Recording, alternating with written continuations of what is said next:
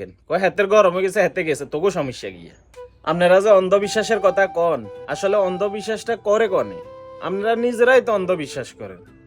একটা ব্যক্তি যখন একটা রিসোর্টে যাই ধরা খাইছে, আপনার করতে এটা মানে কি এর মতো লাগছে, এটা লাগে যে শরিয়া আইন। আপনার করতে মনে হয় যে এটা কি কোরআন হাদিসে কি আছে, যে জায়গাত মানলাম হে দ্বিতীয় বউ, এটা দ্বিতীয় ওয়াইফ না জানায় বিয়ে করছে।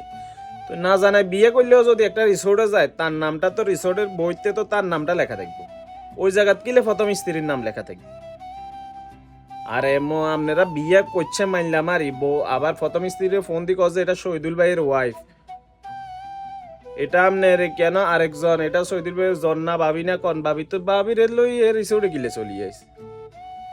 এই বিষয়ে একজন মানে গিয়া হুজুরের লোক কথা কইছি, তো হুজুরে যে গেলাম যে আপনারা এটারে কি চোখে দেখেন, কয় হাতের গরম হয়ে গেছে, হাতে গেছে, তোকে সমস্যা গিয়া।